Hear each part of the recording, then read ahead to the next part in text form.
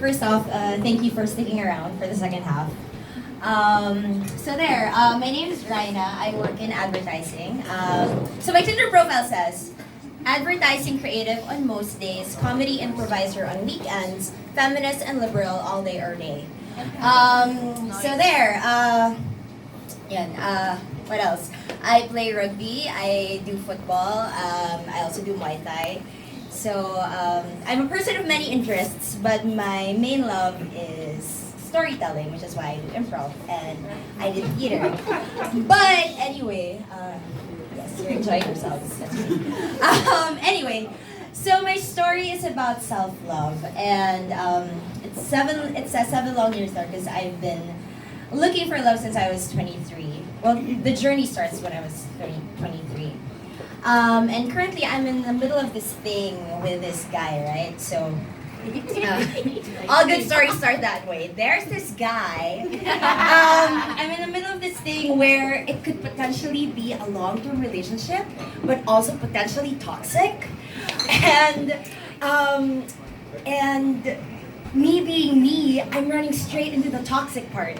And, and you might think, right, like, well, I thought she was going to talk about self-love. Why is she running headfirst into a toxic relationship? Well, it's because I think the center of my idea of self-love is not being afraid of conflict, of not being afraid of things that would potentially scare you or like what might be bad for you until you finally find out what it actually is about.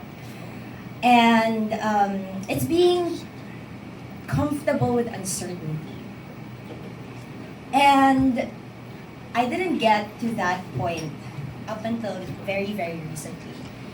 And 7 years ago, I started dating online. And back then, there was no Tinder. There was only Craigslist and OkCupid. And on Craigslist, I met this guy, right, who was 16 years my senior. Oh, damn. And again, me running head on into conflict, he was in a relationship. And so I said yes because, well, who knows? It might turn out good. Shocker, it didn't. and we basically fooled around, and like, I was 23, I was young and impressionable. He was turning 40, and of course he was successful, and I was so naive, and I was so smitten by this guy. And then, I pinned so much of my self-worth on what he thought of me. And that's a common mistake that a lot of young women make, that we base our self-worth on what men think about us. And then so I was like that from like 23 to like 25. Like, I kept on looking for validation in all the wrong places. And then that guy, obviously, he chose his girlfriend, who eventually turned into his fiance, and now they're married, they have a kid. And also, like, this very same guy, so he works in the same industry as I do. Now he's trying to hire me. And I said no. But that's another part of the story. But anyway, so after that guy, so I was pinning so much of my self-worth on him. And then eventually I learned, no, wait.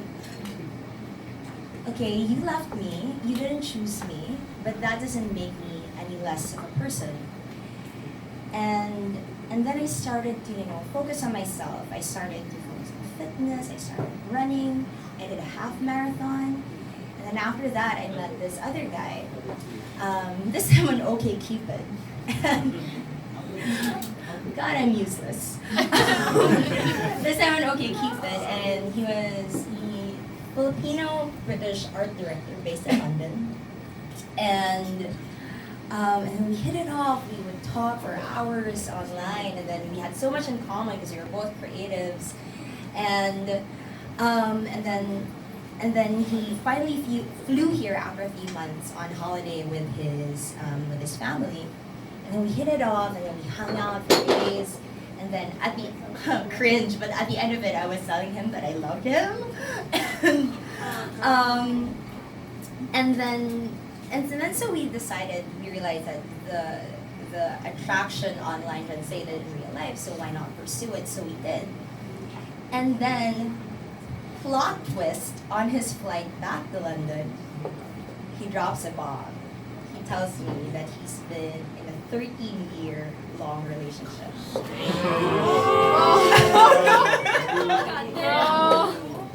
And again, me, running straight head on into conflict, I decided, well, we can make it work. Oh, girl, why?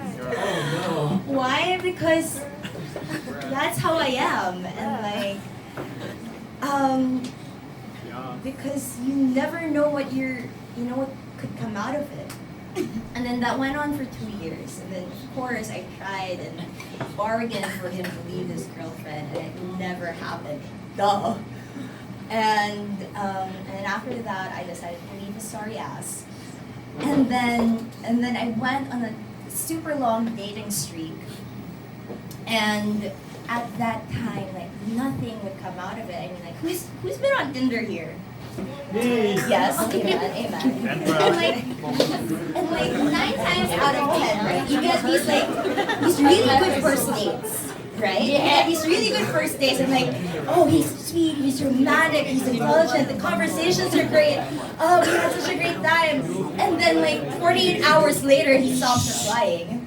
And then why? And then you start wondering, am I not good enough? Am I not beautiful enough? Am I not smart enough? And it kind of gets into you.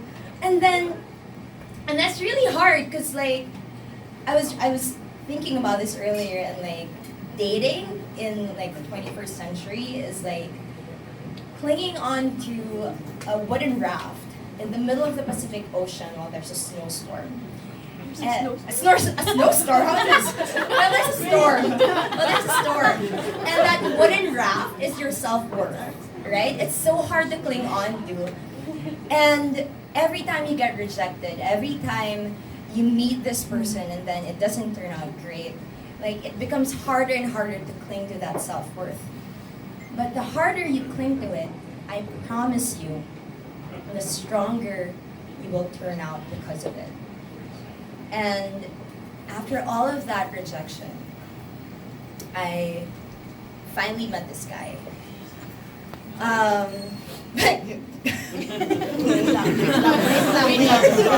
Hold on. I finally met this guy last year. Rugby player, Phil-American.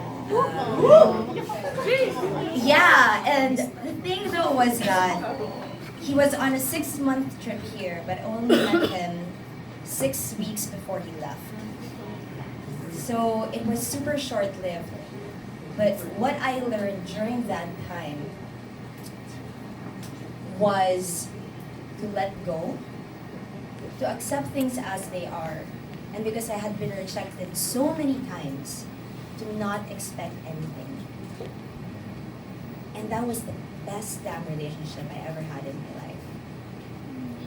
And because I didn't expect anything, and I let him do what he wanted, and he let me do what I wanted, and we both felt very free. And up to now, we're not dating anymore, but we're very, very good friends.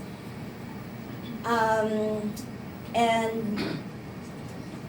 because of that, I learned the value of letting go. And there is so much strength to be found in allowing yourself to be vulnerable. Letting go is tricky. Letting go means letting go of all control, to not know what's gonna happen next.